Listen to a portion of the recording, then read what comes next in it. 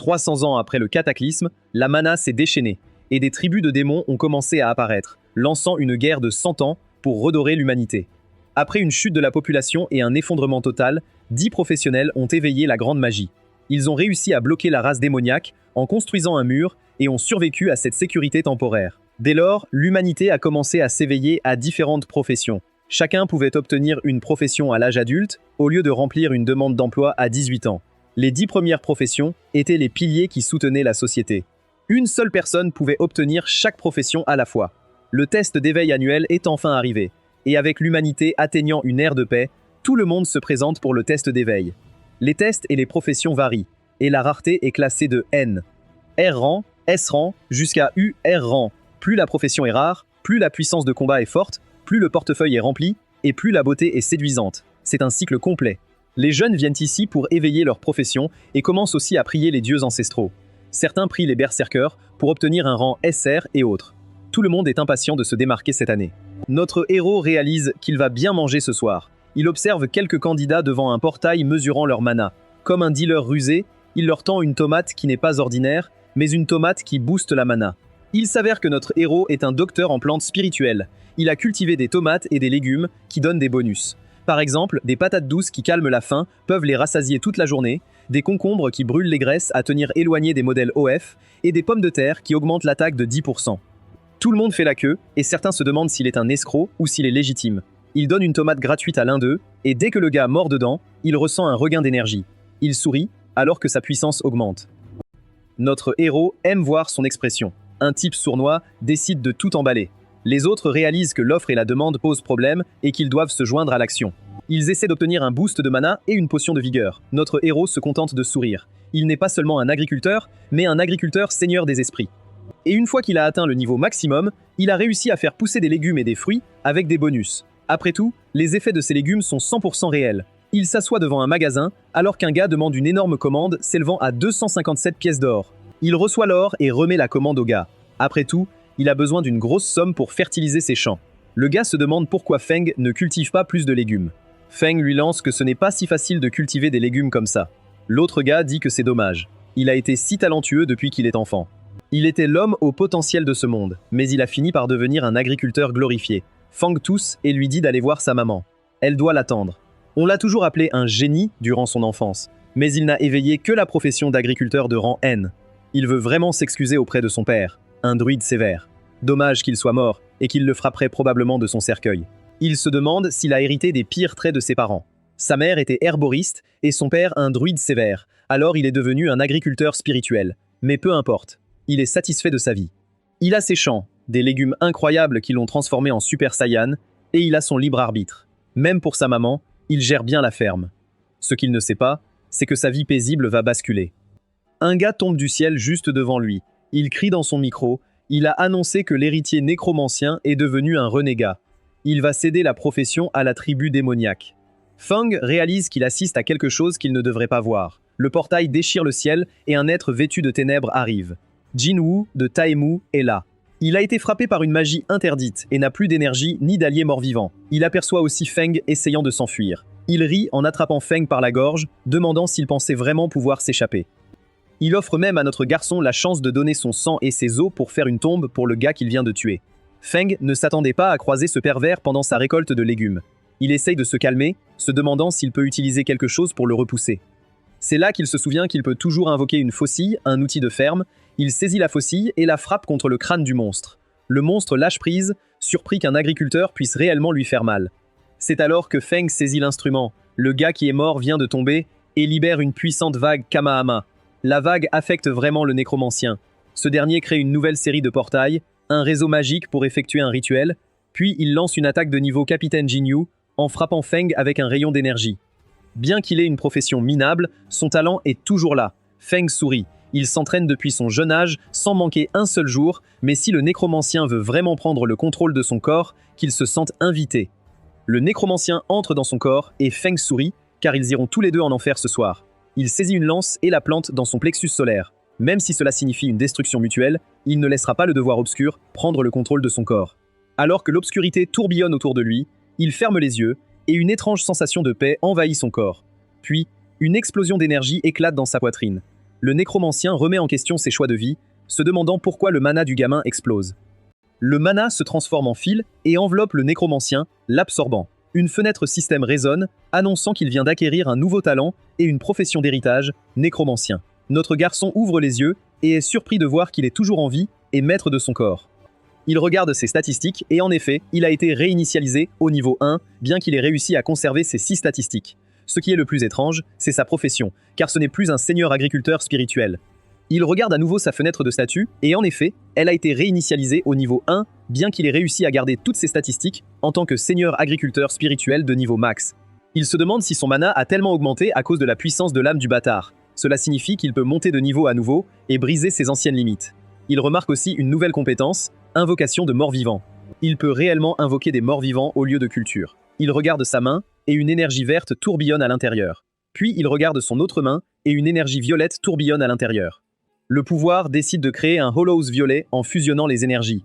La mana des morts-vivants se mélange à celle du fermier, et son arbre de compétences se divise et fusionne jusqu'à devenir une chimère. Fang n'arrive toujours pas à croire que celui qui est entré dans son corps était un héritier légendaire. Il regarde prudemment le corps à ses pieds, le nécromancien mort, il est temps de lui donner une leçon. Il sent encore que ce pouvoir est étranger. S'il ne le maîtrise pas rapidement, il pourrait être submergé. Non seulement son métier de fermier est en jeu, mais il pourrait aussi être dévoré par ce type. Il décide d'invoquer un mort-vivant et dit au nécromancien de se lever.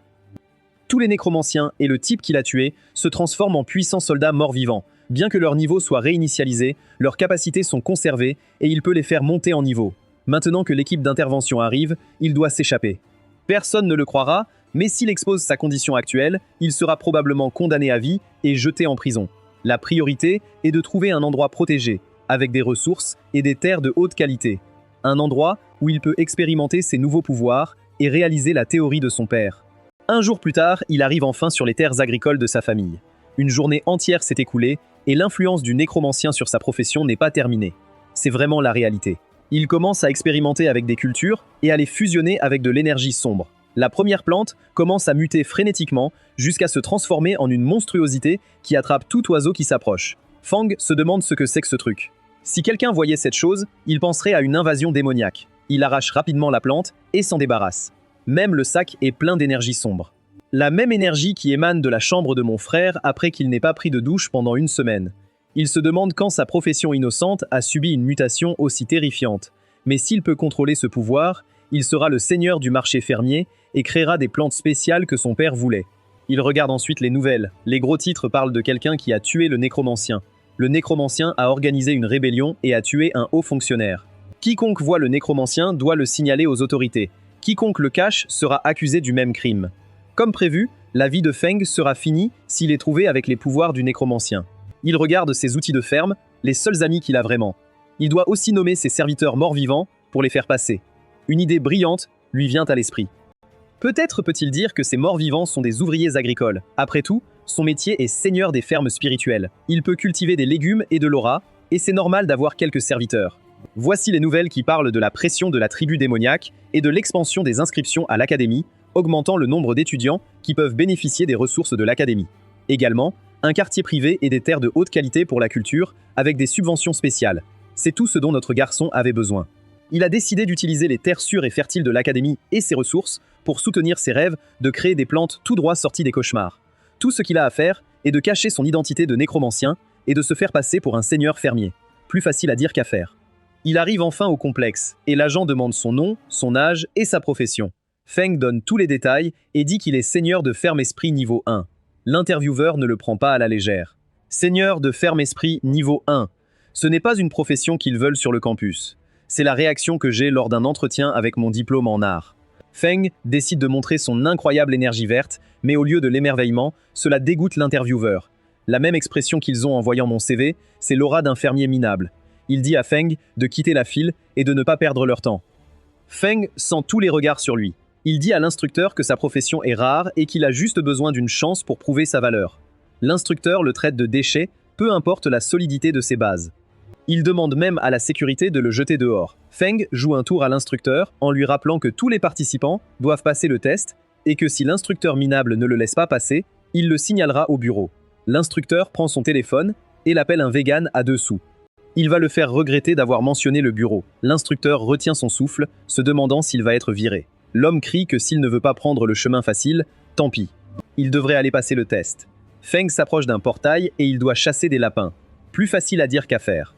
Notre garçon a vu des Looney Tunes toute sa vie pour savoir que les lapins sont attirés par les carottes. Il sort une poudre de carottes spéciale de son sac et la répand autour de lui. Bien sûr, un petit lapin arrive, mais il est vite capturé par ses 2 serviteurs morts-vivants et attendre des lapins près d'une souche prend beaucoup trop de temps.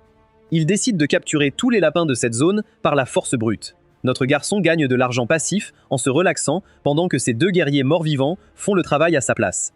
Quand le temps de l'examen est enfin écoulé, l'instructeur s'attend à ce que Feng revienne les mains vides. Feng sourit et crée un portail pour libérer une pile de lapins sur l'instructeur. Alors quoi, a-t-il réussi? Il demande. L'instructeur a l'air de reconsidérer ses choix de vie. 500 lapins, c'est bien trop pour une profession minable comme la sienne. Il a dû tricher. C'est alors que le directeur arrive, demandant à l'instructeur de ne pas harceler un gamin. N'a-t-il pas mieux à faire, comme sauver son mariage? S'il n'était pas venu, tous ces lapins de compagnie auraient été perdus au profit de quelqu'un sans éthique professionnelle. Le directeur dit à Feng qu'il a réussi leur examen, et Feng s'incline respectueusement. Le directeur ressent quelque chose de familier chez Feng. Feng se fige, se demandant s'il va être exposé. Chapitre 3. Le directeur demande à Feng quelle est sa relation avec le professeur Lin. Feng pousse un soupir de soulagement. Il semble qu'il n'ait pas découvert sa profession. Il dit au directeur que le professeur Lin était son père. Le directeur sourit. Cela fait de lui l'oncle de Feng. Lin était un vieil ami, et il se prépare à s'inscrire à l'académie? Et veut-il que son oncle tire quelques ficelles? C'est alors qu'un méchant arrive, me surnommant « Papa ». Il rit et dit à Feng qu'il a des affaires à régler, et quand il s'inscrira à l'académie, il doit venir le voir. Il disparaît dans un nu de fumée. Plus tard, un homme du bureau essaie de retrouver le nécromancien. Leur collègue a été tué et est introuvable. Il dit au groupe qu'ils doivent trouver quelqu'un avec le talent de nécromancien pour éclaircir l'affaire. Tout le monde dit à Tuka de ne pas répandre ses théories. Après tout, il est l'un des hommes du duc. Le directeur arrive aussi, leur disant que s'ils trouvent le nécromancien, ils doivent le tuer sur place. Le directeur dit froidement que quiconque a le talent de nécromancien goûtera à sa balle. Après tout, le nécromancien pourrait changer d'identité. Tous les nouveaux étudiants doivent réussir le donjon spécial de niveau 5 en dehors de la ville en 3 heures. Certains paniquent un peu. Batty se sent mal pour ces nouveaux. Elle dit à tous qu'ils peuvent faire équipe. La taille maximale d'une équipe est de 5 personnes. Tout le monde lève la main pour s'associer au plus fort. Feng, lui, réalise qu'il va devoir se débrouiller seul. Elle a vu ses résultats au test et était impressionnée. Il doit donc être assez fort pour tuer des lapins magiques. Firme-Guy plisse juste les yeux. Niveau 7 signifie qu'elle est vraiment forte. Il ne peut pas cacher ses capacités de nécromancien. Il s'excuse et lui dit qu'il agit seul. Elle sourit simplement, lui souhaitant une bonne réussite. Le méchant lui rappelle que le niveau solo n'est pas pour les cœurs faibles, mais s'il réussit, il obtiendra une boule d'ours noire. Il la remercie de s'en souvenir. Ils arrivent enfin à un portail, et tout le monde est prêt à y entrer. Il lui rappelle qu'un donjon de niveau 5 est trop dangereux pour lui. Pourquoi les gens doutent toujours de notre héros? Feng leur rappelle que les règles autorisent l'entrée solo et qu'il y va seul. Ils sont impressionnés par son courage et lui conseillent de reconsidérer s'ils pensent que c'est trop. Dès qu'il entre dans le portail, il se retrouve dans le repère d'une bête démoniaque. La première chose qu'il voit, ce sont 2 lézards étranges.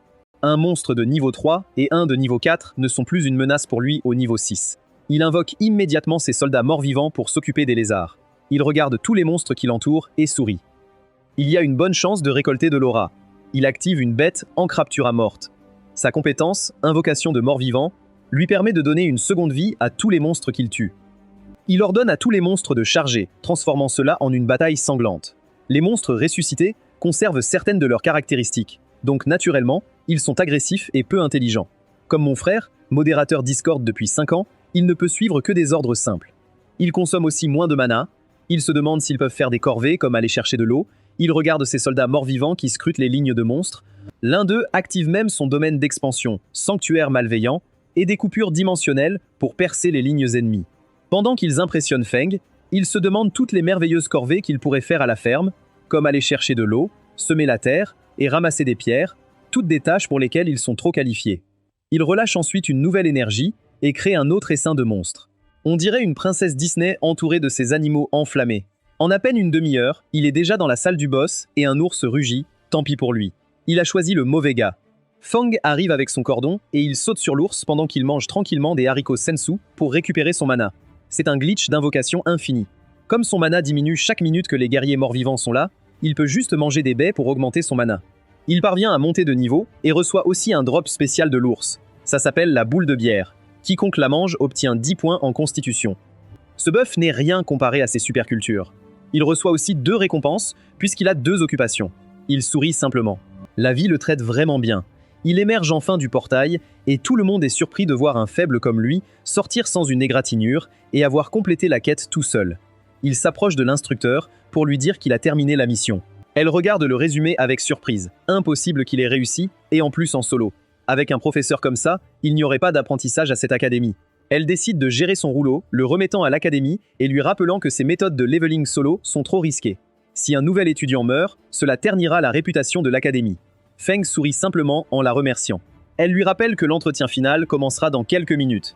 Il devrait d'abord aller se reposer. Elle se tourne pour partir, espérant que cela lui apprendra à ne pas être trop imprudent à l'académie. Feng sent un couple de personnes le suivre. Ils se demandent ce qu'ils veulent et s'il va devoir les fumer comme du fromage grillé. Le trio se demande comment il a fait la mission en solo. Fait-il semblant d'être fort ou a-t-il bluffé? Ou peut-être qu'il s'est caché dans un buisson en attendant. S'il a réussi en solo, il a dû encaisser beaucoup de dégâts. Il pense qu'il ne s'est pas encore remis et qu'ils vont le écraser par leur nombre. Si seulement ces idiots savaient que notre gars a tout un peloton de soldats d'ombre sur appel. Des Guinevere, à petit budget, commencent à poser de manière maladroite. L'un d'eux lui dit d'être malin et de rendre son butin. Un autre dit que prendre autant de récompenses doit être épuisant. Ils sont là pour l'aider. Le troisième montre ses biceps en lui demandant de donner les boules de bière démoniaques. Fang se demande pourquoi il a été choisi par ce trio d'idiots. Bucktooth lui dit qu'il doit vraiment faire semblant. La récompense exclusive pour le leveling en solo, ce sont les boules de bière démoniaques qui donnent 10 points de constitution. Fang se demande ce qu'il en est des boules de bière démoniaques. Sont-elles fruitées ou quoi? Les pastèques qu'il cultive peuvent donner les mêmes bonus sans le goût dégoûtant. C'est quelque chose qui ajoute des points de constitution. Les pastèques qu'il cultive peuvent ajouter 10 sans avoir à traverser un donjon. Il sort la boule de bière démoniaque et dès qu'un d'eux la voit, il essaye de s'y accrocher. Une explosion brillante le bloque et le repousse. Le mage de niveau 7 d'avant arrive en demandant au trio ce qu'ils font. Les combats privés sont interdits dans la compagnie. L'un d'eux dit à Ling que ça ne la concerne pas. Elle doit partir. Ling s'oppose. En tant que championne de la justice, ça la concerne. Soit ils partent maintenant, soit elle va utiliser la magie d'explosion. Huglier rit en lui disant d'utiliser sa chance pour fuir. Et puisqu'elle décide de protéger ce fermier, elle sera battue aussi. Les 3 idiots se précipitent vers Ling. Feng est surpris qu'en tant que mage de niveau 7, elle soit assez forte.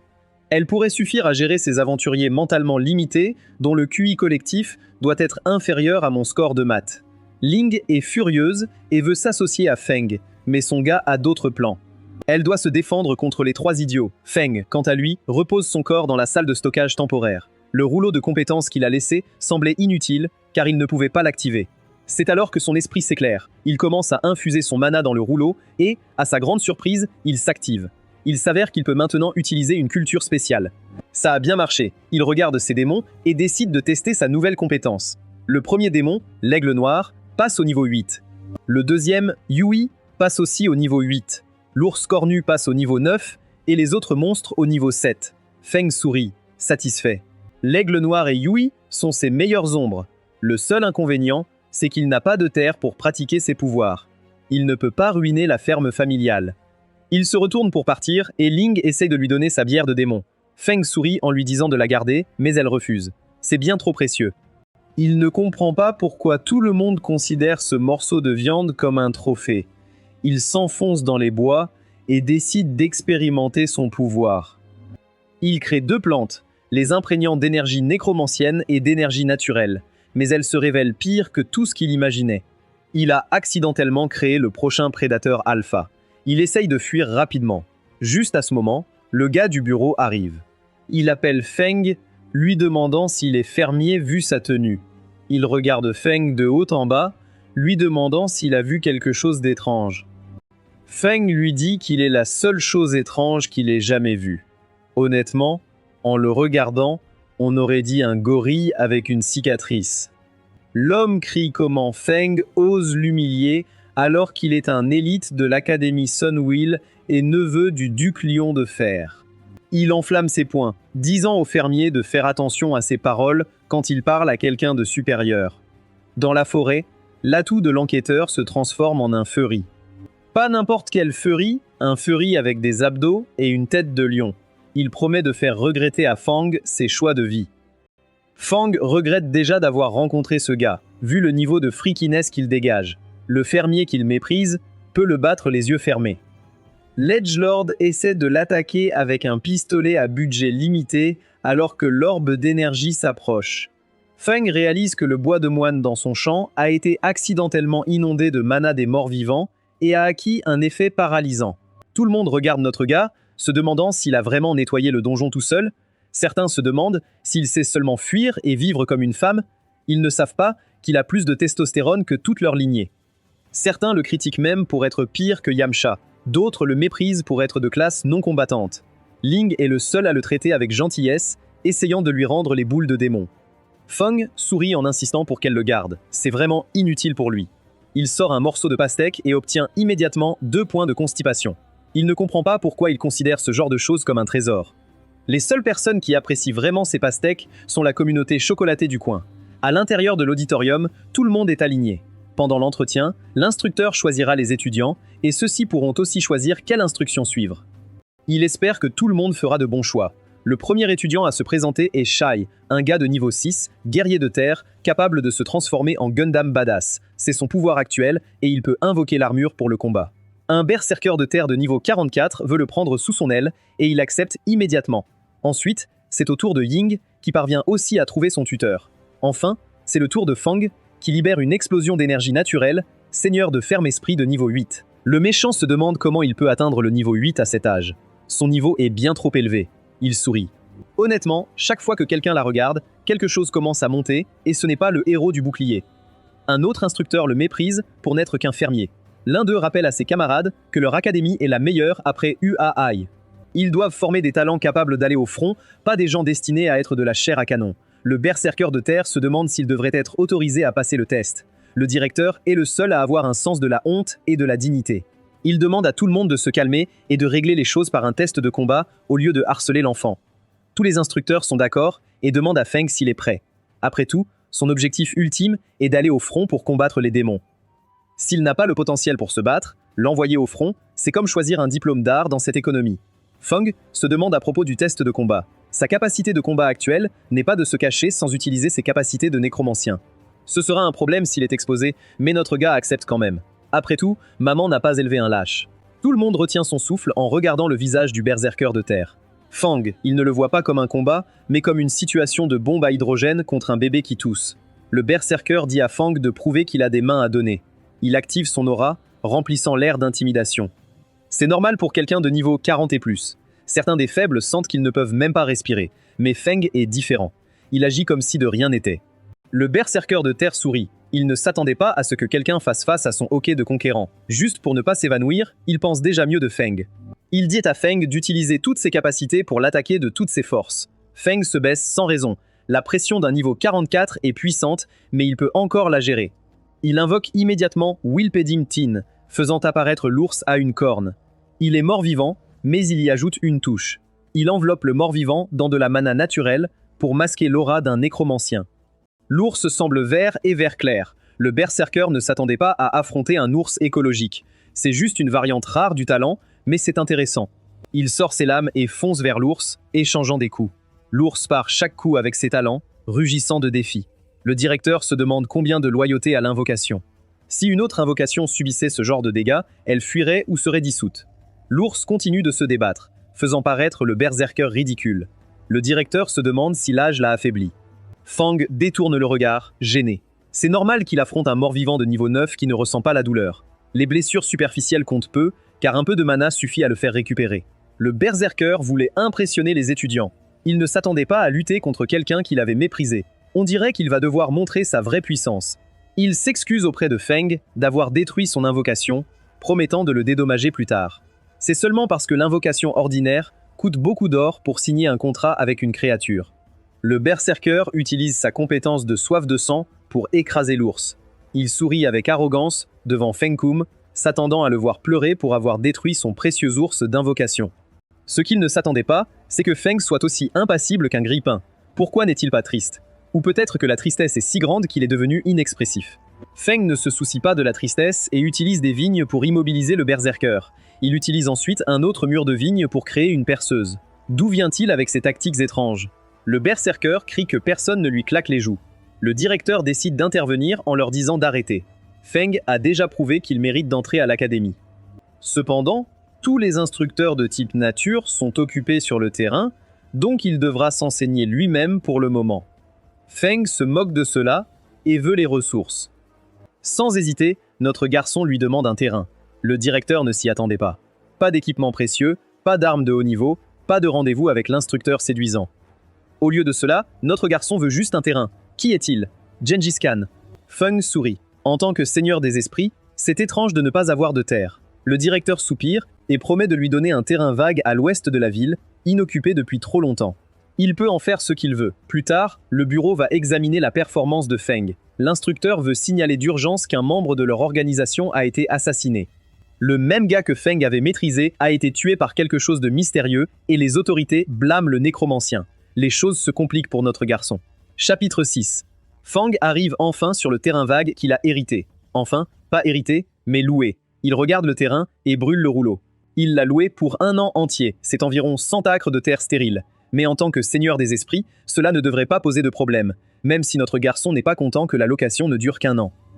3 raisons expliquent pourquoi la plupart des gens iront au combat dans 1 an. C'est pour profiter au maximum de l'année. Après tout, 100 acres de terre lui appartiennent pendant 365 jours.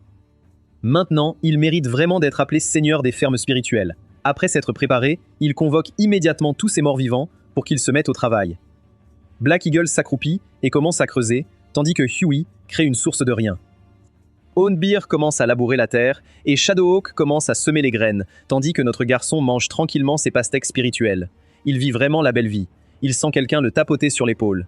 Il demande s'ils ont fini de déblayer la terre, mais les 2 morts-vivants le regardent simplement. Tout à coup, Huey commence à rire. Feng se penche un peu plus près. Bon, il est trop demandé à une créature morte-vivante d'avoir ses propres pensées. En se retournant pour partir, Huey esquisse un sourire. Plus tard, Feng est dans une serre en plantant ses légumes démoniaques. Tous peuvent donner des buffs, certains temporaires et d'autres permanents. Il rit aux éclats. Les gens doivent acquérir du pouvoir par un entraînement intense et une vie de souffrance, tandis que lui doit juste s'occuper de ses cultures, manger équilibré et avoir une bonne base. C'est dommage qu'il soit le seul à pouvoir cultiver ces cultures. S'il pouvait augmenter le rendement, cela améliorerait drastiquement et la tribu démoniaque ne serait rien d'autre que des poules en argile et de la poterie. Il soupire et décide de planter des cultures ordinaires autour des spéciales pour que personne ne les découvre. Sinon, la serre sera fermée par la FDA. Il commence à déterrer des pommes de terre, disant à Black Eagle de creuser comme ça. Il regarde les lézards d'ombre travailler dur sous le soleil brûlant. Pas étonnant que ses ancêtres aient aimé l'esclavage. Avoir de l'aide à la ferme est vraiment le meilleur et cela a accéléré la production. Son visage devient sombre alors qu'il demande à l'un des lézards ce qu'il fait. Il regarde le lézard croquer une pomme de terre. Le lézard reçoit aussi un bœuf de la pomme de terre. Feng est surpris d'apprendre que les créatures mortes vivantes peuvent aussi obtenir des bœufs grâce à ces cultures spéciales. Celui qui a mangé une pomme de terre est devenu plus fort. Dans les jours suivants, Feng a commencé à expérimenter ses pouvoirs et à enregistrer les effets sur diverses cultures. C'est alors que les ennuis ont commencé. Un homme se tient au-dessus de sa serre, se demandant d'où vient tout ça. Il y a à peine quelques jours, c'était un désert. Le gars sourit en sortant son arme, mais on a du mal à le prendre au sérieux à cause de son menton fendu. Il regarde Feng se prélasser, se demandant si c'est un piège. Il essaie de marcher sur la pointe des pieds dans la serre, mais une pomme de terre se déclenche et explose. Le gars parvient à éviter la première explosion, se demandant si ces pièges suffisent à l'arrêter. C'est là qu'il se rend compte qu'il a tort, quand une série de pommes de terre en colère l'entoure et commence à exploser. C'est exactement ce qui s'est passé quand j'ai parlé de régime lors d'une convention pour personnes en surpoids. Une série d'explosions illumine l'horizon, et quelque chose de sombre s'éveille. Quelque chose qui ressemble à un esprit de la nature, avec des melons bien trop gros pour l'humanité. Ses yeux brillent, l'un avec l'énergie de ses morts vivants, et l'autre avec l'énergie de la nature. On dirait que le pouvoir de Feng est plus profond qu'il ne le comprend. Le spy, quant à lui, se fait battre par une série de pommes de terre. Il ne serait pas venu ici 2 fois, sans la confiance du grand-duc. Il essaie de les trancher avant qu'ils n'explosent. Il sent aussi l'odeur des morts vivants parmi les pommes de terre. Il se souvient d'un pape lui disant d'aller en ville et de découvrir où est passé le nécromancien. Après tout, le nécromancien a fait un pacte avec leur race.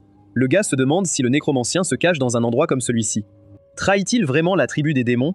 Et si c'est le cas, alors il est aussi sans vergogne qu'on peut l'être. Mieux vaut ne pas rester ici trop longtemps. Il décide de fuir. Le lendemain, notre garçon se réveille rafraîchi, rajeuni. Il a déjà fait la plupart du travail à la ferme. Tout ce qu'il doit faire, c'est s'occuper des zones restantes. Mais c'est là qu'il se trompe. Il est si choqué qu'il laisse tomber sa charrue. Toute la ferme est un désordre d'explosions. C'est alors qu'un dragon s'élève dans les airs et que quelques agriculteurs d'Aura arrivent. Ce sont les agents, membres du stream. Les agents sont impressionnants, surtout avec leurs cravates rouges lumineuses. Ils détectent de l'énergie démoniaque sur cette terre agricole, et ils sont aussi surpris de voir le terrain d'entraînement transformé en ferme. Ils réalisent qu'il a été loué à Feng pour une année entière, mais ils ne peuvent toujours pas écarter la présence de démons. Ils voient Feng lui dire de se débarrasser du bouclier. Feng transpire dans ses bottes, se demandant pourquoi les agents sont ici. L'un d'eux lui rappelle que cet instrument dans sa main peut détecter l'énergie démoniaque. Tout ce qu'il a à faire est d'ouvrir la barrière et de les laisser vérifier. L'autre gars demande s'il ne les entend pas. Feng essaie encore de comprendre l'énergie démoniaque. Comment peut-il y en avoir alors qu'il a loué juste il y a quelques jours? Le patron arrive avec des flammes brûlant derrière lui sans raison. Il leur dit que Tuka, leur associé, a été tué par un démon et que l'énergie démoniaque est ici. En tout cas, il ressemble à un espion pour la tribu des démons. Feng déglutit bruyamment. Voilà comment on se sent quand les flics débarquent chez vous sans mandat. De l'autre côté de la barrière, Knucklehead accuse Feng d'être un espion et lui dit de se rendre. Les autres disent à Hiro d'être moins impulsif. Feng détourne le regard, commençant à paniquer. Il joue le rôle du paysan qui veut juste se cacher de la vie citadine. Le gars avec les lunettes trouve Feng pitoyable et demande à son ami félin de reconsidérer, mais Hiro s'énerve. Hiro se précipite vers Fang et le frappe avec un poing explosif. Fang, quant à lui, parvient à l'arrêter sans effort. Il ne ressent même pas le coup grâce à ses melons. Il doit encore feindre la blessure, jouant la comédie. Il crie « Aïe !» et se tient la poitrine. Hiro prépare à nouveau une boule de flamme, surpris que Fang soit encore en vie. Fang se demande faiblement s'ils essaient de le torturer pour obtenir une confession. Cela touche les autres. Après tout, la mana naturelle de Fang est pure et les démons vomissent en entrant dans son domaine. Fang se lève et lui dit qu'il est une bonne personne, un officiel juste. Cela plaît au gars, mais Hiro essaye de raisonner Fang. Hiro réalise qu'il ne peut pas agir. Il monte sur son dragon et s'envole, laissant Fang confus. C'est alors qu'une grue en papier flotte à côté de lui. Une voix lui dit de se rassembler à l'académie demain. Il regarde la grue en papier se dissiper, se demandant pourquoi il est si difficile de mener une vie paisible. Le principal explique que son système indique qu'il est un seigneur de ferme spirituel, pas un fermier ordinaire. Son variant semble vraiment rare et il doit cacher d'autres secrets. La pureté de sa magie naturelle l'innocente. Après tout, les démons ne peuvent pas feindre une aura de vie. Ils décident de l'observer à distance pour l'instant. Plus tard, tout le monde se réunit dans l'auditorium, se demandant ce qui se passe. Ils ont déjà terminé l'entretien et ont été choisis selon les instructions. Alors pourquoi y a-t-il un autre test? Ils pensaient vraiment pouvoir commencer les cours tout de suite. L'un d'eux dit aux autres qu'il a des informations privilégiées. C'est alors que l'instructrice de mes rêves arrive. Elle leur dit d'arrêter avec leurs questions. Ils ont effectué une recherche approfondie sur tout le monde. Cet entretien sert juste à voir qui est plus fort que les autres. Ils ont une demande urgente de l'armée pour envoyer plus de troupes au front. Les démons deviennent de plus en plus agressifs et ils ont besoin de gens pour protéger le 3e rempart. L'Académie a reçu l'ordre d'envoyer un nouveau lot de soldats. Tout le monde a beaucoup de questions. Certains demandent pourquoi ils sont envoyés après à peine s'être inscrits. D'autres se demandent s'ils n'étaient pas censés étudier et cultiver d'abord. Une autre se demande si elle est trop pauvre pour acheter un pantalon. Elle dit à tout le monde que le nid est renversé et que les œufs ne peuvent pas rester intacts. Une métaphore étrange sur une société au bord de l'effondrement et le nouveau sang devant participer à une guerre. Pense-t-il vraiment pouvoir cultiver paisiblement à l'Académie en ce moment? Ce n'est pas une demande, mais un ordre de conscription, car l'humanité a besoin d'eux. Un petit garçon demande à Ling si elle va vraiment au front. Feng, quant à lui, reste là comme un pilier de pierre. Ling dit à tout le monde de ne pas s'inquiéter. Elle se demande aussi si Feng sera sélectionné pour la conscription. Son visage devient plus chaud que les tomates de Feng. Après tout, notre garçon est bâti comme un dieu grec. L'instructrice dit à tout le monde de suivre les instructions et d'entrer sur le terrain d'entraînement pour un entraînement au combat réel. Feng espère qu'en tant que fermier, il ne sera pas envoyé au front. Sinon, il ne pourra pas cultiver en paix. Il est le premier à être associé à une gothique. Elle fait un vrai spectacle en créant une colonne de flammes, mais la vitesse de l'attaque est beaucoup trop lente pour Feng. Elle pourrait aussi bien lui envoyer l'attaque par courrier, et son mana n'est pas assez fort pour même rôtir les patates douces qu'il cultive. Le garçon décide de tout finir en lui donnant un coup de poing dans le ventre, éliminant toute chance qu'elle devienne mère. Il est déclaré vainqueur, et les prochains combats sont une victoire écrasante pour notre garçon. Il bat tous les adversaires qu'il affronte. Cela attire l'attention de Vena, qui lui tend une bouteille d'eau. Avec son talent, il est destiné à de plus hautes sphères. Il peut même entrer à l'Académie Sunwheel, la meilleure au monde, l'Harvard de la magie. Là-bas, il y a de meilleures techniques de culture, des instructeurs puissants. Il peut même obtenir des armes légendaires ou une bête démoniaque. D'accord, Feng n'est pas trop enthousiaste à propos de tout ça. Elle se demande alors ce qu'il veut. Notre garçon répond sans hésiter. Il veut une plus grande terre à cultiver. Vina lui demande de dévoiler son plan. Quel est son objectif final? Il veut juste plus de terre pour que d'autres puissent cultiver. Vina se demande s'il est un activiste vegan. Le principal s'approche de Feng et lui demande s'il développe la friche. Feng sourit. Plus il y a de terre, mieux c'est. Le principal demande à Vina si elle veut instruire le gamin et elle le trouve incroyable. Ling fait face à Feng, armé de 2 lances de ténèbres. Il crée un mur de tentacules et l'attrape dans des positions douteuses. On dirait que notre garçon a appris à se battre avec des vidéos de Hanam. Pour un mage de niveau 10, c'est normal. Vina, elle, est impressionnée par la pureté de sa magie naturelle. L'avenir de l'enfant est illimité. Le principal se demande si elle veut vraiment l'enseigner. Elle répond qu'elle veut qu'il soit le professeur. L'avenir de l'enfant est illimité. Le principal se demande si elle veut vraiment l'enseigner. Elle dit qu'elle veut être son élève. Le principal se demande si elle s'est fait mal à la main, mais elle veut toujours être sa élève. Feng évite chaque coup. Feng, de son côté, reste impassible. Il a montré assez de force pour se qualifier. Il veut juste abandonner. Le principal réalise qu'il essaie de se retenir.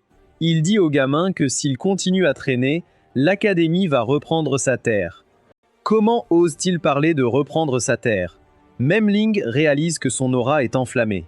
Maintenant, il essaye vraiment de riposter au lieu de se défendre. Feng crée un tornado d'énergie naturelle. Il enroule ensuite l'énergie autour de son poing, prêt à lui donner un coup sérieux. Ling n'attendait pas qu'il utilise le coup secret de Saitama. Quelle force incroyable, se demande-t-elle. Feng sourit et lui dit qu'il va la laisser gagner. La foule se tait. Il se demande. L'un d'eux se demande s'il est le fermier et Feng un berserker. Vina, elle, trouve son contrôle de la magie naturelle incroyable. C'est comme une extension de son bras. Rapprochant, Feng tend la main vers Ling. Notre jeu de garçon doit être étudié. Il a élevé sans effort 2 des plus belles filles du campus. Ling dit à son crush de rester fort car il est puissant. Il a enfin sauvé ses terres de la mafia. Le principal commence à le féliciter, appréciant ce qu'il voit. Feng le remercie d'être indulgent. Le principal lui dit de travailler dur et il verra comment il s'en sort. Feng veut donner une leçon à ce vieux fou pour avoir menacé ses terres. Plus tard, il marche seul en pensant à ce vieux fou quand une belle fille aux cheveux verts s'approche de Fengo. Une combattante demandant des conseils à un fermier, c'est inédit. La femme sourit doucement et révèle qu'elle s'appelle Vina. Ils ne se sont jamais rencontrés, mais elle a vu sa performance. C'est presque divin. Les elfes ne pourraient pas manier la magie naturelle mieux que lui. Utiliser la force de la nature avec une telle puissance est sans précédent. Fengir essaye désespérément de se débarrasser d'elle, en partie parce qu'il n'est pas un faible, et aussi pour éviter d'être découvert comme nécromancien. Vena dit à Feng qu'il est proche d'un enseignant et d'un maître. Elle ne demande pas à être acceptée comme son élève, juste à visiter ses champs. Même si c'est pour aider avec les tâches, elle veut juste sentir son aura naturelle. Il ne peut laisser personne savoir ce qu'il plante dans les champs. Il s'excuse en disant à Vina qu'il n'a rien à lui enseigner, juste de la force brute. Le principal Frappolor arrive comme le parfait acolyte. Il dit à Feng qu'il n'est pas bien de laisser une dame mendier si longtemps. Il lui murmure même quelque chose d'étrange à l'oreille. Elle adoucit même l'affaire en enfouissant son bras dans ses guimauves naturels. Plus tard, Vina prouve qu'elle travaille dur, s'occupant du champ et notant des choses dans son journal. Feng lui dit de se familiariser avec les champs et de voir les cultures sous ses soins spéciaux. Elle s'approche des cultures et réalise qu'elles sont nourries par de l'énergie naturelle pure. 1 heure plus tard, elle joue toujours avec les graines de Feng. Elle trouve incroyable qu'il cultive de telles cultures dans un sol ordinaire. Feng se gratte la tête. Il n'y a jamais pensé. Et puis, l'engrais magique est trop cher. Étant fauché, comment peut-il se le permettre? Vénus montre une culture flétrie en disant qu'il en a vraiment besoin.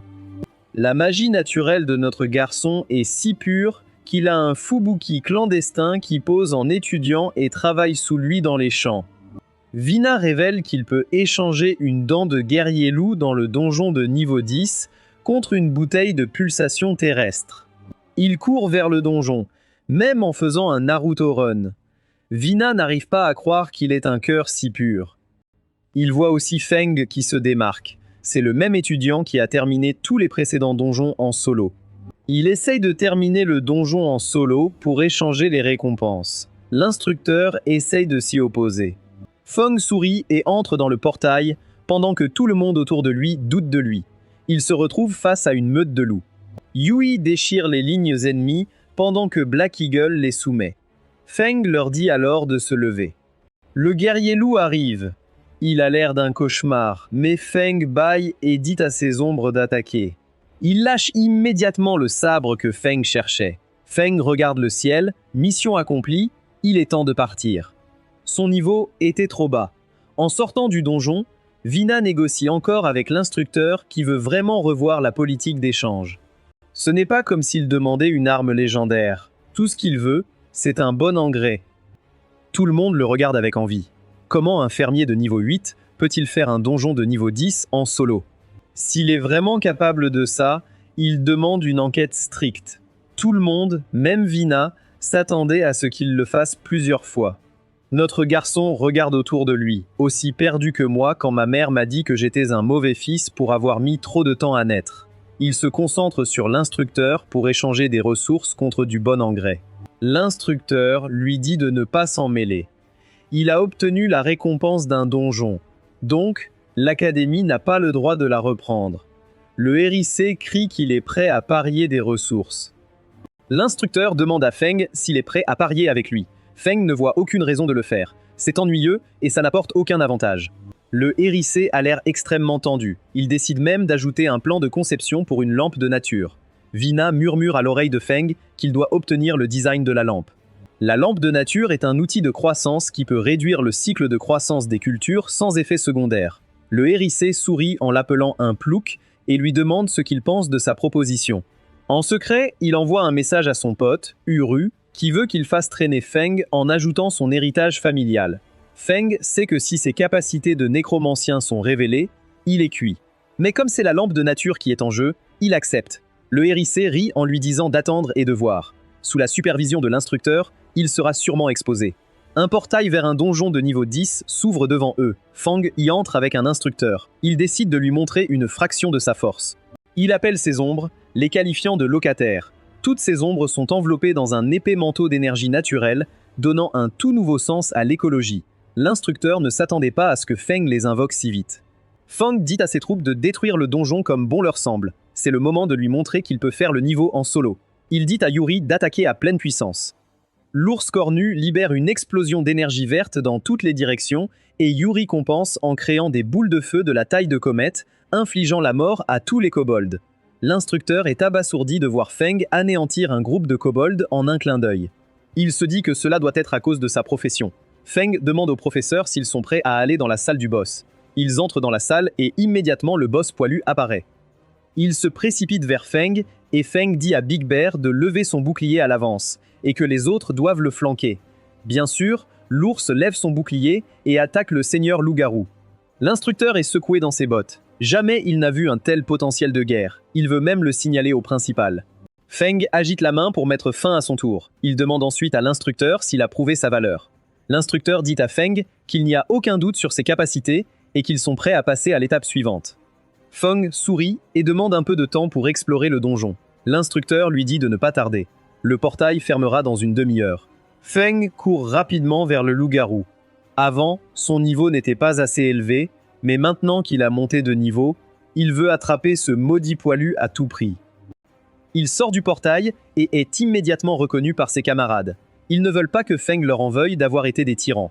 L'instructeur lui remet le rouleau promis et un petit sac Balenciaga. Ce sont des récompenses pour avoir gagné le concours. Il se tourne vers Vina et demande où est le gars qui l'a défié. Vina explique qu'il s'est enfui après que l'administrateur soit venu témoigner. Il a juste laissé tomber les objets. Feng sourit, réalisant qu'une récolte complète est à portée de main. L'instructeur commence à rire. La pierre d'enregistrement du combat est remise à Vina. À l'Académie Sunwheel, Hiro est en route pour devenir le plus grand détracteur de Feng. Il veut vraiment donner une leçon à Feng pour l'avoir humilié, mais la force ne fonctionnera pas et les règles de l'Académie le rendent intouchable. Il doit trouver d'autres moyens de s'en occuper. Son frère se demande s'il essaie d'utiliser tous les instructeurs de magie naturelle pour le réprimer. Hiro acquiesce. Tous ces vieux de la vieille valorisent la pureté et les règles de la magie naturelle.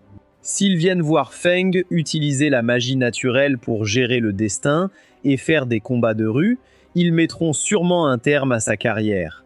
Ce qu'il ne sait pas, c'est que Vina, l'une des archimages, est amoureuse d'un garçon dans une pièce. Elle est mise en boucle sur les images de son donjon.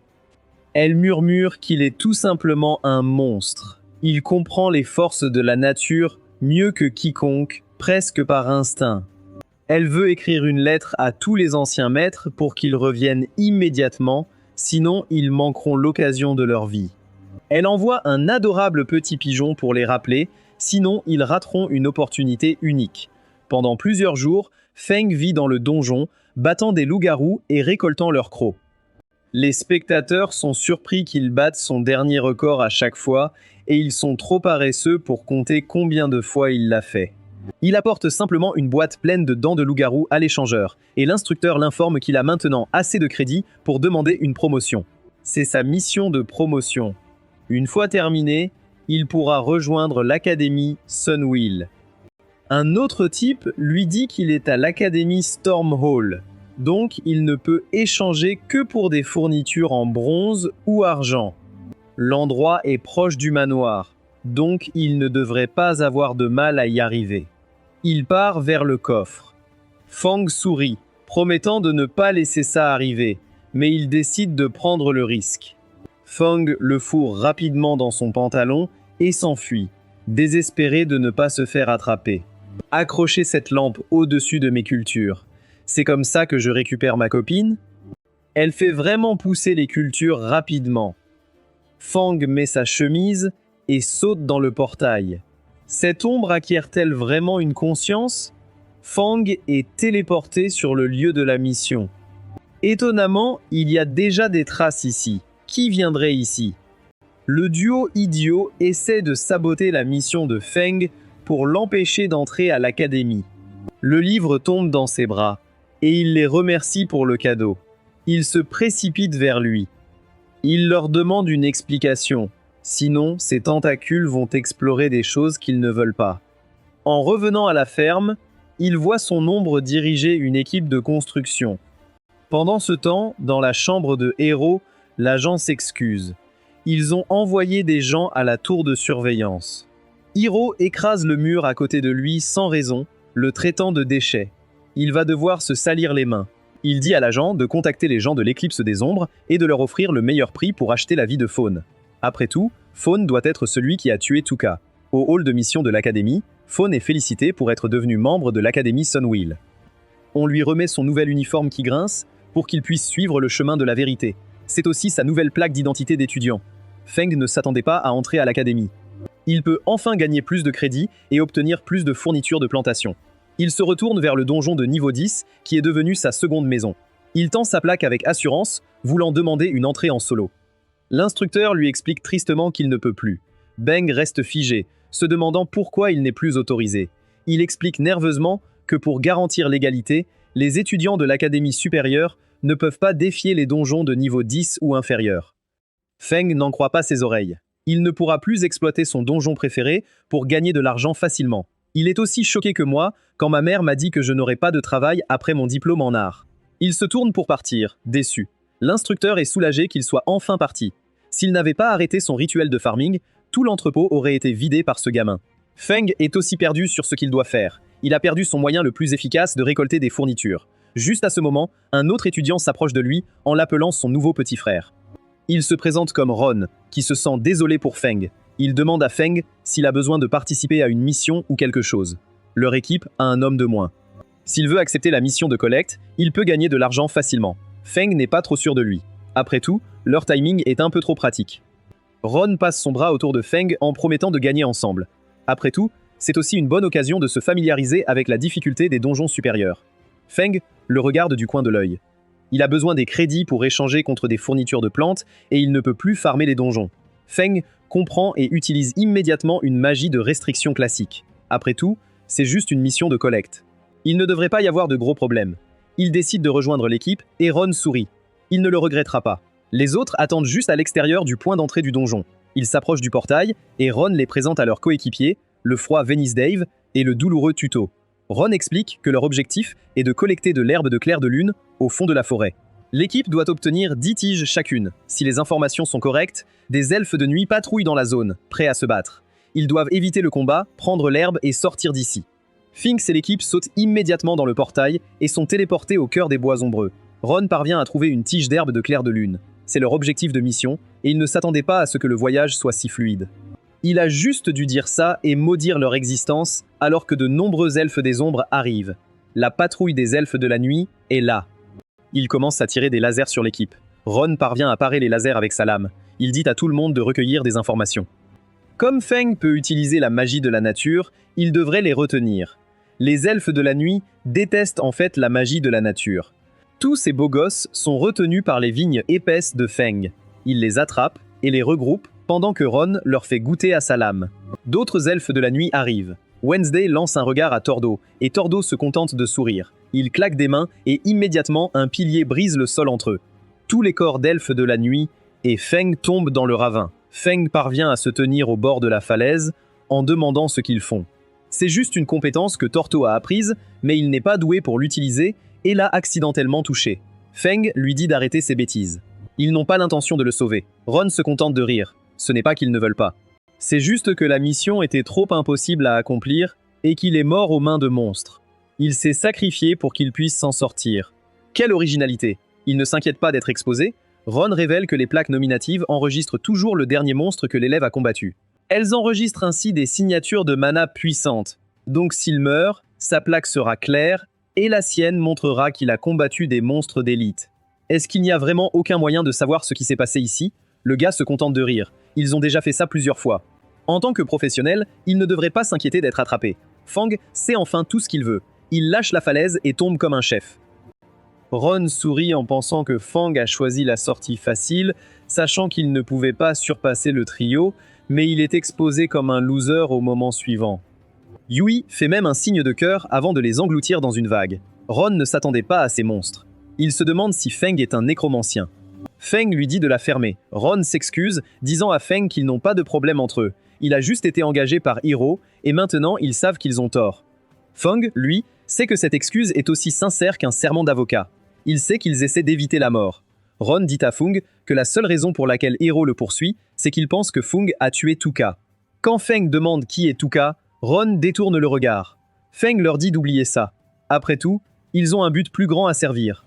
Ils vivront la belle vie sous son aile. Dès qu'il meurt, Feng leur dit de se lever. Ils se transforment immédiatement en ombre. Fang se demande si les ombres humaines sont naturellement plus intelligentes que les autres créatures. Il prend ensuite les cartes de mana des autres elfes nocturnes. On dirait qu'il n'a même pas besoin de nettoyer. Tout ce qu'il a à faire, c'est d'aller signaler leur mort. Il se prépare à partir, mais pour une raison étrange, il ne peut pas passer par le portail. Une fenêtre système lui dit qu'en raison d'un effet spécial, la sortie du donjon est bloquée. Il doit contribuer au donjon. Tous ses tribus sont également augmentés à 200%. L'espace autour de lui commence à se déformer et ses yeux s'écarquillent de surprise. Un gigantesque barbare elfe arrive sur un cheval aussi grand qu'un éléphant. Le barbare sur le cheval géant galope autour de Fang, mais au lieu d'avoir peur, Fang est agacé. Il se renforce avec une équipe d'ombre. Ce n'est pas difficile de s'en occuper non plus. Il leur dit d'attaquer et immédiatement Coldface frappe sous la jambe du cheval. Ron agite les mains pour créer un rayon d'énergie qui immobilise le cheval et fait tomber l'elfe. Juste au moment où il tombe, Coldface tire une volée de flèches d'ombre qui l'empale. Pendant ce temps, notre gars savoure une banane juteuse. Les morts-vivants ont plus que des instincts.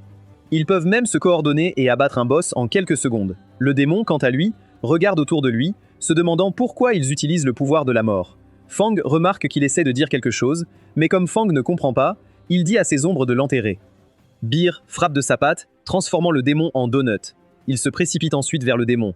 Wind l'informe qu'il a nettoyé le donjon à 50%. Il s'avère que c'est un donjon à boss double. Il décide d'entrer et d'explorer plus en profondeur. En marchant à travers la forêt, il tombe sur un arbre plein de champignons. Il se dirige ensuite vers un hôtel où un méchant de 11 par 10 lui demande pourquoi il met les pieds sur ce sol secret. Feng coupe à travers les arbres en lui demandant si elle parle anglais. Sinon, il va commencer le combat. Le méchant est sans voix. Elle est la gardienne de la forêt sombre, une elfe de niveau 18. Elle crée immédiatement un dôme d'énergie rouge. Feng regarde les effets. Tous les morts-vivants ou unités d'ombre auront un énorme boost d'énergie et récupéreront du mana, tandis que les unités non mortes subiront paralysie et décomposition. Feng sourit, réalisant qu'il est vraiment né avec une armure narrative. Cela signifie que ce donjon a été fait sur mesure pour ses ombres. Il n'a même plus besoin d'utiliser son propre mana. Le regret du passé est une bonne chose pour lui. Il dit à son équipe de l'attaquer et de l'écraser. Pendant ce temps, Hiro attend près du portail, espérant que Ron et les autres finissent Fang. S'ils échouent, ils seront le boss final. Bien que le regret du passé augmente leurs attributs, l'objectif principal est de verrouiller le donjon pour qu'ils ne puissent pas s'échapper. Il se demande aussi quel genre de boss l'attend. Même une augmentation de 400% des stats ne pourra pas la vaincre. Hiro sourit déjà en pensant à quel point ce sera incroyable quand Fang mourra. Le type grenouille ne sait pas que Fang est en train de balayer le sol avec le soi-disant boss, tout en mangeant une banane juteuse. Yuri la prend par les cheveux et la présente à Feng. Yuri se tourne vers Black Eagle, lui demandant pourquoi il les a trahis. Elle a détruit sa hiérarchie et son couvoir. C'est alors qu'elle perd connaissance et un pilier de lumière blanche apparaît devant Feng. Il a terminé le donjon. Fang se sent mal, mais il est aussi devenu plus fort. Il regarde un œuf gigantesque au centre de l'hôtel. La fenêtre du système indique que c'est un embryon de la divinité démoniaque, inactif, ancien, nécessitant des conditions spéciales pour éclore. Feng regarde l'œuf et décide de le ranger dans son anneau de stockage. Le portail s'ouvre immédiatement, mais il a des affaires inachevées à régler. Feng s'approche de la gardienne.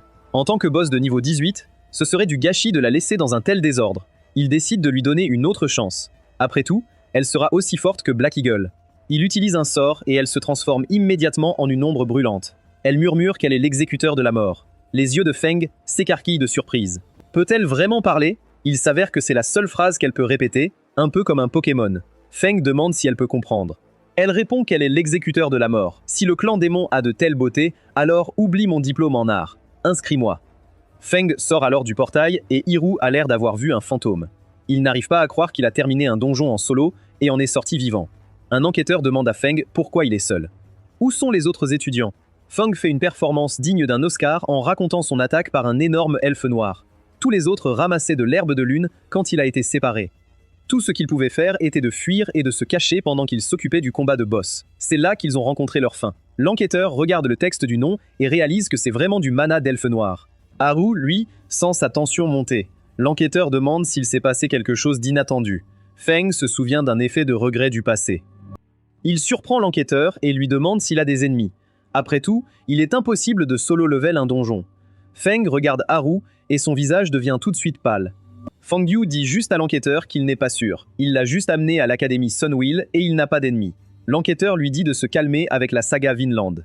Ils vont enquêter soigneusement et lui donner la justice qu'il mérite. Il remercie l'enquêteur et Hiro a l'air d'avoir vu un fantôme une deuxième fois. Feng fixe Hiro. Peu importe combien il court, la momie de l'ombre va l'attraper et lui dire ses 4 vérités. Feng se penche vers l'œuf démoniaque, se demandant ce qui se passe. Il est devenu agité depuis leur retour à la ferme. Les mots que le gardien a dit avant de mourir le hantent. Cet embryon a-t-il vraiment été placé dans un donjon par quelqu'un qui essaie de le nourrir intensément? Il touche doucement l'embryon avec un doigt imprégné d'énergie naturelle et morte. Étonnamment, il commence à les aspirer tous les deux. Sur le papier, l'attribut mort-vivant ne peut pas coexister avec l'attribut naturel. C'est comme dire qu'un gars avec un diplôme en art peut trouver un emploi et fonder une famille. Que se passe-t-il donc? Comment les deux types de mana peuvent-ils coexister dans son corps? Étant humain, l'embryon semble avoir été créé par la tribu démoniaque. Il décide de le ranger pour l'instant dans l'unité de stockage. Il n'y a qu'un moyen d'aller au fond des choses. Il se rend au bureau du principal. Le principal est surpris de voir Feng si tard dans la nuit. Feng sort immédiatement l'œuf démoniaque en disant au principal de le regarder. Le principal se penche en avant et demande où il l'a trouvé. Il explique que c'était dans les bois de l'ombre. Il est tombé après qu'il ait tué le boss final. Au début, il pensait que c'était un drop normal, Mais quelque chose était différent. Le principal est visiblement secoué. C'est l'embryon d'une divinité démoniaque. Il n'y a pas de doute. La tribu démoniaque a réussi à contourner leur sécurité et à entrer directement dans un donjon pour cultiver ces choses. Feng se demande à propos de la divinité et le principal explique que c'est une des unités de la tribu démoniaque. Ils se nourrissent d'humains et gagnent une force puissante en les chassant. Certains peuvent même traverser l'espace. Il existe différents types. Le type conventionnel, doux et câlin, le type barbare brutal et le type cauchemar, comme les dragons.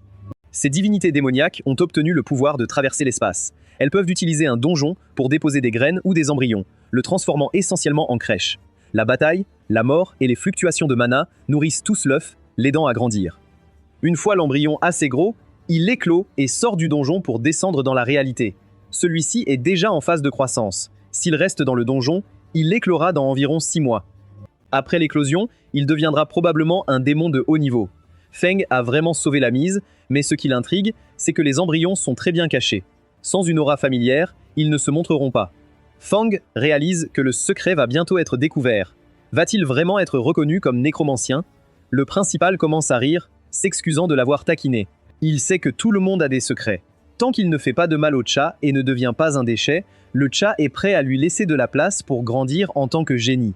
Il doit juste promettre de ne jamais utiliser son pouvoir pour le mal et de rester un étudiant de l'Académie Sunwheel.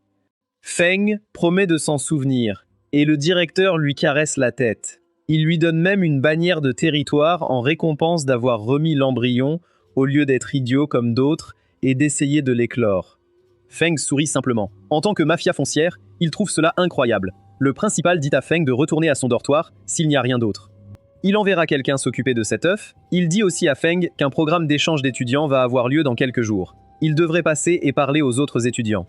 Il y aura aussi un instructeur de la tribu de la nature, quelqu'un qui travaille sur l'hybridation des plantes. Le concept d'hybridation intéresse Feng. Pour l'instant, il enveloppe juste son aura de mort-vivant et de plantes pour les faire passer pour des invocations.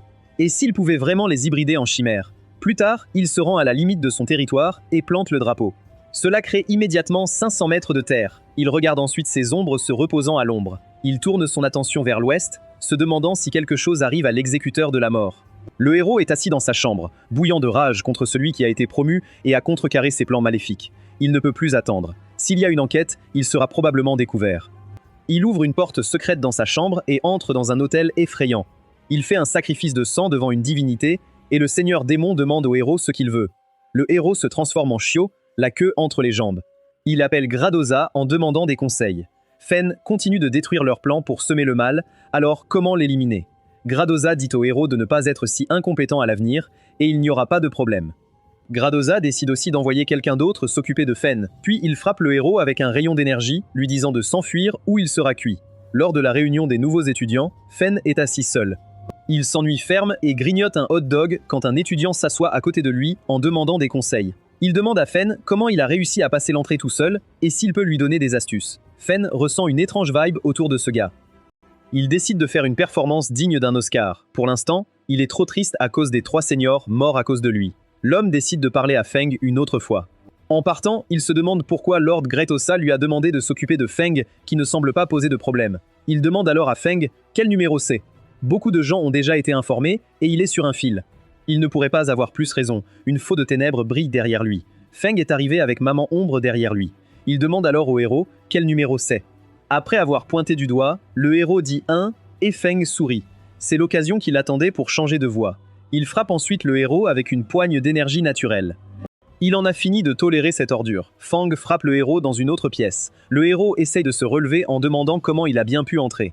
Il sourit juste en demandant s'il est responsable de ce qui s'est passé dans le donjon de la forêt ombreuse. Le héros crie à Feng. Comment ose-t-il le frapper? Les ténèbres commencent à tourbillonner autour du héros alors qu'il commence à utiliser l'art démoniaque, sacrifice de chair et de sang interdit. Son corps commence à devenir plus grand, plus fort, il réveille même un renégat de 2e classe. Le héros déborde de confiance maintenant que son pouvoir et son corps ont doublé de taille. Feng réalise que l'art démoniaque du sang est interdit, donc il doit être un espion démoniaque. Le héros rit simplement. Il n'est pas seulement un espion, mais un fervent croyant de Grodosa. Feng lève un sourcil. Cet homme est-il vraiment lié au 7e roi démon? Hiro crie à Feng de ne pas prononcer le nom du seigneur en vain. Il tend la main vers Feng, essayant de mettre fin à son existence, mais l'exécuteur bloque le coup avec sa faux. Ils échangent des coups. Malheureusement, l'énergie du héros est trop corrosive pour l'exécuteur. Son bâton est déjà en train de fondre et Feng doit trouver une nouvelle stratégie. Après avoir observé les discours de l'exécuteur pendant 1 minute entière, le faux démon rugit en essayant de les gérer. Comment ose-t-il frapper à sa porte en attendant la mort elle-même? Feng plisse les yeux. Non seulement il est nu, mais il parle aussi des absurdités. Ils doivent trouver un moyen de le surprendre et de le finir rapidement. Feng décide de retirer toute son ombre. L'unité héros est surprise de voir qu'il a des capacités de nécromancien. On dirait que Tuka avait raison et que son sacrifice n'était pas vain. Ils ont en fait sorti un génie humain, Black Eagle, qui saisit son bâton et le plante dans le corps de Hiro. Fang demande ensuite s'il est responsable de la mort de Tuka. Au lieu de répondre, Hiro commence un rituel d'invocation en utilisant son sang. Il demande au Seigneur de descendre sur ce corps. Tout l'endroit commence à vibrer et la réalité commence à se fissurer. Hiro accueille la descente du roi démon, Gratasso. Un grand démon aux multiples bras émerge des ombres. Au lieu de le remercier, il frappe Hiro au visage, l'envoyant voler. Feng ordonne à son équipe d'aller tuer Gratasso. Black Eagle tente de l'attaquer avec une onde d'énergie. Gratasso est surpris de voir que le nécromancien est vraiment vivant. Le précédent a dû être tué car les invocations sont trop faibles et son mana ne peut pas soutenir la formation défensive. Il conclut que Fung est un novice. Il regarde alors Hiro et tend la main immédiatement. Le corps de Hiro commence à rétrécir encore plus que sa taille d'origine. Dans un souffle rauque, il crie à son seigneur de ne pas faire ça, mais Grudosa le jette comme un déchet. Maintenant, il peut combattre correctement le successeur du nécromancien. Fam se demande s'il doit faire appel à toute l'équipe. Il ne pourra probablement pas rivaliser avec le roi démon dans un affrontement direct. Il remarque le héros et son corps ratatinés dans le cercle magique au-dessus du roi démon. Un plan commence à se former dans son esprit et il essaye de provoquer le roi démon en se présentant comme le nouveau nécromancien. Il se demande si le roi démon veut vraiment le défier, il dit à son ombre d'aller le chercher. Gradozo se demande quelle manière unique de le provoquer. Il déclenche une série dévastatrice de coups, l'exécuteur les bloque avec le bâton, lui crée de l'eau, des bulles pour les bloquer, mais ils sont quand même frappés par son tentacule Aurora. La plupart des morts-vivants sont réduits en poussière. Le roi démon demande à Feng s'il a des derniers mots, le traitant de successeur pitoyable du nécromancien qui ne comprend pas le pouvoir des morts-vivants. Feng sourit simplement en lui disant que c'est lui qui ne comprend pas ses pouvoirs. Feng a remarqué que Gradozo n'a pas tué Hiro, mais a plutôt volé son mana et l'a gardé en vie. Hiro est le lien pour son entrée dans le monde des mortels, donc son invocation doit avoir une limite. Dès qu'Hiro est tué, le cercle magique se brise et Gradoza disparaît dans une colonne de brume. Le bureau arrive aussi, essayant de décider quoi faire. Feng s'enfuit en réussissant à échapper à leur regard. Son mana est complètement vide, mais il a eu chaud. S'il n'avait pas gagné cette bataille à la fin, il aurait été fini. Dès qu'il se dirige vers sa ferme, l'assassin arrive. Il s'amusait à tuer quelqu'un lors d'une mission. Quand le seigneur lui dit d'arrêter et de poursuivre Feng, il est agacé et dit à Feng de rendre cela intéressant. Feng sourit simplement et essaie d'invoquer ses morts-vivants, mais le réservoir est déjà vide. Il ne peut plus former de morts-vivants car son corps est un vide de mana à ce stade. Ses yeux s'écarquillent de surprise alors que l'assassin fonce vers lui, l'épée tendue. Pour la première fois de sa vie, il ressent la peur. L'assassin fonce vers Feng alors qu'il essaie de libérer une série de coups. Feng réalise que les choses tournent mal. Il doit récupérer la lampe des eaux pour amplifier ses morts-vivants. Il se souvient que Yui a la lampe. Tant qu'il peut mettre la main dessus, il pourrait inverser la situation, mais il n'y a plus de temps. Il essaye de reculer alors que le gardien de la Terre apparaît, une entité mystérieuse avec une silhouette brûlante et les deux énergies que Feng possède. L'assassin balaye avec sa lame, mais Feng parvient à l'éviter. Le sol éclate avec de nombreuses vignes jaillissant des profondeurs. Ces vignes essaient de frapper l'assassin et de l'immobiliser. Même Feng est surpris, se demandant ce que c'est que ce truc. Une colonne de vignes entoure Feng, formant un abri. L'assassin n'est pas impressionné. Il parle de tours bon marché. Il infuse sa mana dans sa lame, créant des coupes enflammées. Après tout, c'est un maître épéiste. Le premier coup n'affecte pas les vignes épaisses entourant Feng. Après un peu d'effort, il parvient à trancher. Feng s'enfuit déjà. Il se souvient de quelqu'un d'il y a un moment. L'assassin essaye de le poursuivre.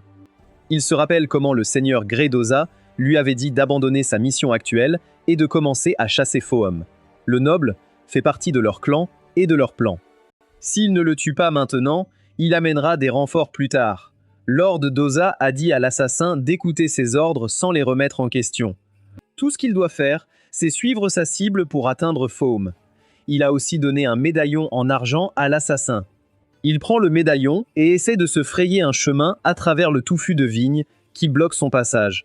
Il se demande d'où viennent ces vignes. Une énorme explosion secoue la ferme. Il traite le nécromancien de traître car il n'est pas facile de lui échapper.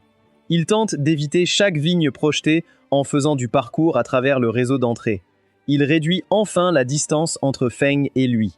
Il finit par plaquer Furbang au sol et lui dit que c'est la fin. Furbang, quant à lui, sourit.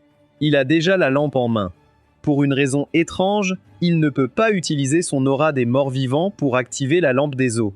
Chaque seconde est cruciale. Il essaie d'allumer ce qu'il peut, et soudain, la lampe brille d'une énergie verte. Il se lève et crie à la lampe de répondre à son appel. Immédiatement, une grande onde de choc traverse la ferme. Quelque chose émerge du sol. D'épaisses arbres commencent à pousser tout autour de l'assassin, le maintenant en place. L'assassin lui crie d'arrêter avec ses tours de magie. Il n'est pas impressionné. Il tranche à nouveau les vignes. Au loin, une procession de chevaliers transporte une charrette avec 2 nobles. Ils se regardent intensément. Tout à coup, ils ressentent une explosion d'énergie naturelle. C'est surprenant et rafraîchissant. La rousse se demande ce qui se passe. Les autres instructeurs suivent la source de l'énergie naturelle vers Feng. Ils sont émerveillés par sa pureté et n'avaient jamais su qu'une telle puissance naturelle était cachée ici. Certains expriment même de la jalousie. À en juger par les alentours, il semble qu'il y ait eu une bataille avec des démons. On voit aussi Feng ronflant, la lampe de nature brillait à ses côtés. Il commence à pomper de l'énergie naturelle dans le cœur de Feng et Woody.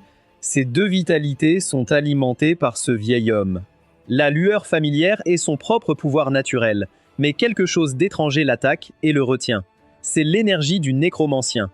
Le pouvoir du nécromancien échappe à son contrôle. Il voit une orbe se former lentement en le précédent nécromancien. Il demande pourquoi Zhao n'est pas mort. Zhao sourit simplement. Il était effectivement mort, mais grâce à Feng, il a compris le véritable sens de la mort. À ce rythme, il va perdre son corps et sa liberté au profit de ce clone raté de Jinwu. Il ne peut même pas se libérer. Grâce à l'armure de plot de Feng, une explosion d'énergie naturelle l'interrompt, le soumettant. Shao détourne la tête, se demandant qui interrompt son festin. Les 2 énergies entrent en collision, et Feng reprend enfin conscience. C'était trop près. Sinon, il aurait été un pantin. C'est une bonne chose que l'énergie des morts ait été épuisée par Feng dans son combat contre le roi démon, car Bulbul n'avait pas assez de pouvoir. Il est devenu faible à cause d'une surutilisation de son mana, et certains de ses organes sont en détresse, mais ce n'est rien de grave. Feng regarde tout le monde autour de lui, comme si c'était son enterrement. L'un d'eux se demande s'il a vraiment tué un démon tout seul. Le roi Arthur en herbe lui dit de ne pas être nerveux. Il regarde le mana naturel de Feng. Si pur, il doit être le fils de la nature dont Vaina a parlé. Il aperçoit alors la carte de Feng et réalise qu'il fait partie de l'Académie Sunwheel. L'homme se présente comme un autre instructeur de l'Académie. Feng le salue immédiatement avec respect, et un peloton de chevaliers demande au maître Seymour ce qui s'est passé. Seymour explique qu'un démon a envahi, mais heureusement, cet enfant a pu l'envoyer en enfer. Le chevalier est impressionné par Feng, le qualifiant de vrai héros. Il regarde ensuite l'épée brisée et se demande s'il l'a vraiment tué. Seymour se demande ce qui ne va pas. Le comte a-t-il trouvé autre chose? Le comte essayait juste de défendre les démons sur le front. Il se sent mal que certains aient pu passer par l'arrière. Seymour lui dit de ne pas s'inquiéter. Ils vont doubler la sécurité autour de l'académie. Il demande aussi au comte d'amener Feng. Ils doivent donner une explication claire au principal. Chap 17. Feng et Seymour visitent le bureau du principal. Le principal est déjà au courant de ce qui s'est passé avec les défenses de l'école. Il dit à tout le monde que c'est sous contrôle. Ils vont aussi envoyer 3 patrouilles supplémentaires, mais Seymour va droit au but et attrape le principal par le col. Non seulement il est insupportable, mais il pense vraiment que l'envoi de 3 équipes supplémentaires résoudra quoi que ce soit. Il commence même à secouer le principal violemment. Enfin, un principal qui doit faire face à ses responsabilités. Feng est si gêné qu'il se couvre les yeux, et le principal rappelle à Seymour qu'un élève est présent. C'est Seymour qui dit au principal de reconsidérer ses choix de vie. Il veut que les élèves se débrouillent seuls, mais les élèves tuent des démons à ce stade. Va-t-il vraiment passer cela sous silence? Le principal dit à Feng qu'il a bien fait de tuer un démon tout seul. Il est possible qu'ils aient essayé de saboter l'académie, et pour cela, il va être récompensé par un fragment d'esprit héroïque. Feng regarde le fragment dans sa main, se demandant à quoi cela sert. Est-ce plus utile qu'un simple caillou? Le principal explique que ce fragment a la volonté d'un ancien héros. S'il utilise l'autre morceau qu'il a obtenu dans un donjon et les fusionne, il peut réellement éveiller un esprit héroïque pour l'aider. Plus important encore, l'existence de ces projections n'a aucune restriction. La prochaine fois qu'il se retrouve dans une situation où son mana est épuisé, il peut encore l'utiliser comme atout. Feng sort les fragments de son hoodie et les fusionne. Une énergie verte inonde le bureau alors qu'un héros arrive. Un homme tout droit venu du royaume des esprits arrive vêtu d'une toge verte. Il s'agenouille devant Feng, se présentant comme le général Yu, et salue sa majesté en tant qu'invocateur. Le principal et Seymour sont perdus quant à son identité. Cet esprit héroïque n'est pas enregistré dans l'histoire. La chance de notre garçon est si brisée qu'il vient d'invoquer un héros inconnu. Feng le range, s'incline devant le principal et prend congé. Seymour dit au principal qu'ils doivent emmener ce garçon. La pureté de son mana naturel est bien trop forte. Il n'a jamais rien vu de tel de toute sa vie. Avec un peu d'entraînement, il deviendra sûrement le plus grand utilisateur de magie naturelle de l'histoire. Le principal rappelle à Seymour de laisser le garçon choisir et de ne pas s'obséder sur la pureté de sa magie. Face à de puissants adversaires, il n'a que quelques tours dans sa manche et son endurance est celle d'un sac en papier mouillé. Notre garçon décide de se renforcer au plus vite pour pouvoir farmer en paix. Les missions de récompense sont classées en niveau A, B, C et D. Vu ses capacités actuelles, il opte pour une mission de rang C ou D, mais elles sont trop faciles. La première est d'éradiquer une meute de loups démoniaques. Il peut obtenir un rouleau de nature de rang B. L'autre mission consiste à explorer des ruines anciennes. La récompense est un rouleau de compétences de rang A aléatoire. La troisième mission est d'aller à la ville de Iron Rock pour obtenir un rouleau de compétences universelles de rang B, mais il a besoin de 2 personnes pour la réussir. L'une doit utiliser des pouvoirs de feu. C'est ce que Feng choisit. Il se demande aussi à propos de la ville militaire. Il a entendu dire que beaucoup de troupes y étaient stationnées et qu'il y avait une méthode unique de plantation militaire. Cela peut produire de la nourriture et des herbes médicinales sur des terres arides. Feng sourit, désireux d'apprendre cette méthode. Le seul problème est qu'il doit s'associer à quelqu'un. En tant que loup solitaire, il se demande où trouver quelqu'un avec des attributs de feu. C'est comme si Dieu avait entendu sa prière et lui avait envoyé le mage de feu parfait. Feng tourne son attention vers Ling, qui se dispute avec une fille. Elle l'accuse de lui avoir donné des potions fausses. La fille rappelle à Ling qu'elle a obtenu la potion et essaye maintenant de l'escroquer. Tout le monde se regroupe, prêt à voir une bagarre éclater. C'est la 3e fois ce mois-ci que cela arrive. Les nouveaux commencent à se disputer. Ling exige avec colère le retour de ses boules de bière démoniaques. La beauté, quant à elle, refuse. Après tout, elle l'a transformée en potion d'amélioration et l'a donnée à Ling. Une fois qu'elle l'a bu, c'est déjà fini. Ling n'aime pas cette réponse et invoque ses lames d'ombre. La fille se demande si elle cherche la bagarre. Tout le monde doit voir à quel point elle est déraisonnable. Feng réalise que la fillette est forte. Elle dit à Ling qu'elle lui avait demandé de l'aider à créer une potion d'amélioration et maintenant qu'elle l'a déjà utilisée, elle refuse de l'admettre. Elle détourne ses matériaux. Feng s'approche d'elle, la rendant nerveuse. Quand la blonde a réalisé qu'il venait de l'académie Sunwheel, elle a immédiatement commencé à se plaindre que Ling était une escroc. Frank n'est pas d'humeur à discuter. Il utilise juste ses doigts imprégnés d'énergie naturelle pour résoudre la situation. La blonde ne veut vraiment pas être attaquée par ce fou de nature, mais au lieu de l'attaquer, il tranche son sac. Le démon Ghoul est dans son sac. Tout le monde réalise que c'est vraiment une escroc, l'insultant en traitant Ling de traîner pour se cacher derrière un senior de l'académie Sunwheel. Elle promet de lui donner une bonne leçon la prochaine fois. Avant de s'enfuir, Feng lui attrape le bras et exige que le démon ours lui soit rendu. Il le remet ensuite à Ling. Ling révèle qu'elle le gardait pour lui depuis longtemps, mais comme il ne voulait pas l'accepter, elle a essayé d'en faire une potion pour s'améliorer. Feng lui rappelle qu'il lui a donné pour une raison. Elle le remercie encore. Fangal demande alors à Ling de l'aider à trouver un mage de feu.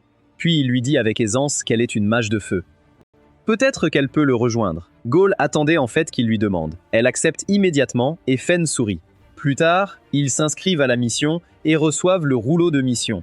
De retour au manoir de la ville du Lion de Fer, le Lion de Fer s'agenouille devant une silhouette ombreuse en lui disant que Hiro et Tuka sont morts. La silhouette ombreuse se demande ce que cela a à voir avec lui. Le comte rappelle à l'ombre qu'il avait promis de grandes récompenses tant qu'il fournissait des informations du front, convertissait des humains en démons et couvrait leur infiltration. Son pouvoir militaire a été retiré et sa liberté a été réduite de moitié. Il ne peut même plus protéger ses neveux à ce stade. Alors où est l'aide qui lui a été promise il y a 3000 ans? Le démon lui rappelle que même s'il fait partie des élus, le champ de bataille est déjà difficile. Ils ont subi de lourdes pertes, mais ils ne devraient pas imputer la mort de ses neveux à la silhouette ombreuse. S'ils avaient seulement suivi le plan, ils auraient survécu. Il dit ensuite au Lion de Fer que le seigneur Gridoza veut des résultats, pas des excuses. Le Lion de Fer grince des dents. Depuis qu'il leur a ouvert la porte à l'arrière sur le champ de bataille, le vieux a les yeux rivés sur lui. Comment peut-il les aider davantage? La silhouette ombreuse dit au comte d'arrêter de parler et de se mettre au travail. Ce groupe du système naturel ne peut pas sauver le Lion de Fer. Compter sur un pouvoir basé sur la nature ne fera que le faire mourir plus vite. il ne peut pas lever la malédiction. Ils ont leur plan sur la ville de Iron Rock. Tout ce qu'il a à faire est de transférer la garnison au moment venu. Alors que la silhouette ombreuse se dissipe, le lion de fer maudit d'être si impuissant. C'est un mystère pourquoi le lion de fer et ses neveux continuent de travailler pour les démons, même s'ils sont de mauvais employeurs. Vous tapez 18. Fang et Ling commencent leur voyage vers la ville militaire. Dans la forêt, un grand méchant loup arrive derrière eux. Ling se met immédiatement en action avec sa matraque pour commettre des abus sur les animaux. Elle se débarrasse rapidement du loup-garou, mais quelque chose ne va pas. C'est le 3e en 1 heure, c'est beaucoup trop. Fang se demande si c'est à cause du gâteau premium qu'elle a exposé avec sa jupe à l'armement courte. La ville de Iron Rock est importante. Beaucoup de troupes patrouillent déjà dans la zone. Normalement, l'endroit devrait être fermé et la route principale libre de loups démoniaques. Link dit à Fang qu'ils ont déjà subi 3 vagues d'attaques. C'est anormal. Fang s'accroupit et utilise l'énergie naturelle pour communiquer avec les plantes. Bien sûr. Quand notre garçon le fait, c'est normal. Mais quand je parle aux plantes, on me traite de folle. Il dit à Ling que les plantes environnantes ne savent rien, mais ils doivent se dépêcher d'atteindre la ville avant la nuit. Ils atteignent enfin les abords de la ville, mais quelque chose cloche. Fing n'a qu'une chose en tête, la méthode de plantation qu'il est venu apprendre. Ling lui dit de se calmer. La ville est bien trop calme pour une ville militaire. Il n'y a personne en vue. Le duo traverse la ville et trouve un soldat endormi contre un pilier. Quand Feng touche doucement le soldat, il réalise que l'homme est déjà mort. Des corps jonchent les rues. Que s'est-il passé avec la garnison de 3000 hommes? Ling s'écrie de surprise en voyant des démons sur une plateforme, brisant un pentagone et effectuant un rituel. Ling essaye de convaincre Feng d'arrêter l'incantation avant qu'il ne se passe quelque chose de grave. Feng lui rappelle qu'ils sont tous des démons de niveau 35. Comment va-t-elle les attirer? Elle se contente de sourire. Tout ce qu'elle doit faire, c'est utiliser son gâteau premium pour les attirer. Mais avant qu'elle ne puisse agir, une série de lasers tire vers eux. Feng parvient à sauver sa demoiselle en la serrant contre lui. Quelqu'un est là pour les tuer tous les deux. Un démon musclé avec un crâne arrive, leur demandant d'arrêter de courir. C'est inutile. Un rayon d'énergie s'apprête à frapper Ling à nouveau, mais Feng réussit encore à la sauver. Il la soulève à chaque fois. Après une série d'esquives, la zone entière est dévastée. Vina regarde alors sa lame, qui peine à se former. Feng utilise aussi son énergie naturelle, mais ce n'est pas aussi puissant. Il se demande pourquoi ils ne peuvent pas utiliser de mana. C'est comme si la formation compliquait les choses. Il ne peut même pas invoquer son esprit héroïque. Bones leur dit que c'est une formation anti-magie. Seule l'énergie démoniaque peut être utilisée ici. Alors que Bones se précipite vers eux, il se demande quoi faire. Fang sait qu'il peut encore utiliser ses compétences en nécromancie, mais avec Ling ici, il ne peut pas le révéler. Ling se propose de les retenir pendant qu'ils s'échappent pour chercher des renforts. Fang lève un sourcil. Ne sait-elle pas qu'elle est aussi utile que Sakura?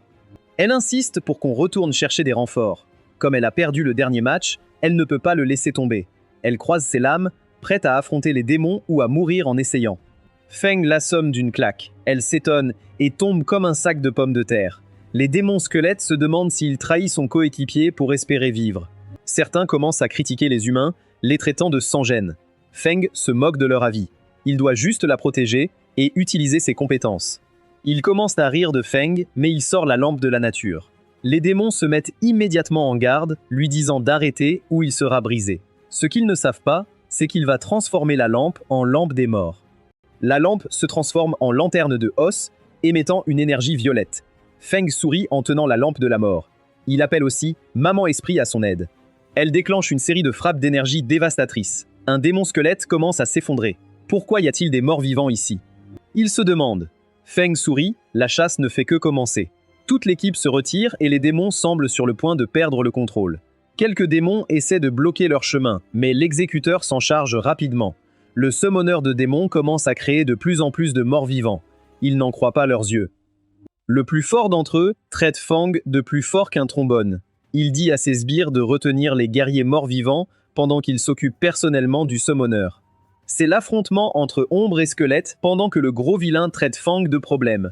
Tant qu'il est tué, les invocations disparaîtront. Fang en a assez de le voir parler au lieu d'agir. Il se précipite vers Fang, concentrant son énergie autour de son poing, prêt à briser son âme. Fang, lui, reste impassible. Il enveloppe son énergie naturelle autour de son poing et se prépare à l'affronter. Il échange des coups avec ce puissant squelette, lui disant que ses poings ont 20 ans de puissance derrière eux. Les énergies violettes et vertes s'entrechoquent, tandis que les ombres et les squelettes s'affrontent. La situation devient critique pour l'équipe squelette, les ombres restant impassibles. Feng veut aussi savoir qui est ce démon et qui les a envoyés. Le démon refuse de répondre. Une fois que le seigneur Grado descendra, il est sûr que chaque humain sera son bar de protéines. Feng s'agace d'entendre ce nom encore. Il se tourne vers l'exécuteur, lui disant d'interroger ce démon. Elle sourit et crée un fouet avec son énergie. Feng sourit. Il connaît déjà leur plan. Elle sourit doucement et lâche ses fouets sur le démon musclé. Feng s'approche lentement de Ling pour voir si elle va bien. La mana dans l'espace environnant est repoussée. Il touche doucement l'orbe qui devient fou. Un instant, on dirait que Ron va craquer. Feng sourit, réalisant qu'il n'y a pas d'aura vivante ici. Il remarque qu'elle va bien malgré quelques blessures. Il regarde sa chemise qui irradie de chaleur. L'énergie naturelle attaque le grimoire. Feng s'interroge. La mana environnante se rétablit lentement. Il s'envole, prêt à dire sa façon de penser au démon. Feng se sent mal à l'aise et enfile une robe. C'est inutile. Elle essaie de sauver sa fille. C'est alors que notre héros arrive. On dirait qu'il a appris de Maître Piccolo. Il invoque un aigle noir et met le guerrier squelette à l'épreuve. Les morts-vivants fouillent la ville pour débusquer les démons. La petite fille dit à Feng qu'il y a beaucoup de survivants là-bas. Il doit les sauver. Il lui caresse la tête et promet d'y aller tout de suite. Il disparaît dans une colonne de ténèbres et arrive sur la place centrale de Riverside. Un gladiateur démon se tient devant un groupe d'hommes brisés. Un chevalier refuse de céder alors qu'un squelette nu court vers le gladiateur avec de mauvaises nouvelles. La personne en robe noire charge et anéantit leur force avec un groupe de morts-vivants. Le chevalier gladiateur dit au guerrier qu'il n'y a qu'un nécromancien en panique. L'aigle noir affronte le gladiateur squelette. Il prend le dessus, écrase son noyau d'énergie et l'envoie voler. Pendant ce temps, Feng reste cool entre ces deux invocations. Les squelettes restants essaient de fuir par peur. Feng est soulagé qu'il s'enfuit car sa mana est faible. Il regarde autour de lui et souhaiterait avoir une banane juteuse pour recharger sa mana. Tous les gens à genoux devant le gladiateur squelette commencent à s'incliner devant lui. L'un d'eux demande s'il est un nécromancien. Feng réalise qu'il est trop tard pour faire l'innocent, mais le dire à voix haute ne fera qu'effrayer les gens davantage. Il essaie de détourner la question en demandant s'il le croirait s'il ne l'était pas. Un des chevaliers rappelle à leur chef que l'Empire a ordonné de tuer tous les nécromanciens. Feng rappelle à cet homme déplorable qu'il vient de les sauver. S'il était l'ennemi, il serait mort depuis longtemps. Il ne reste que quelques survivants. L'un d'eux essaie de défier Feng, mais le chef l'intercepte. Il remercie Feng pour son aide et lui dit de le suivre. Il l'amène à un pilier. Il n'est pas sûr d'où vient le pilier, mais les démons le recherchent pour une raison. Feng inspecte le pilier et le chef explique que c'est un artefact divin anti-démon fabriqué par leurs techniciens. Il peut éloigner les démons. En effet, une silhouette squelettique émerge de l'obscurité. Le pouvoir est encore incomplet, mais cela suffira pour l'instant. Un homme aux cheveux argentés et au teint hâlé apparaît. Il devient de plus en plus démoniaque, jusqu'à ressembler à Sukuna de Timo. Il commence à rire, traitant Feng de maudit insecte, prêt à l'écraser une bonne fois pour toutes.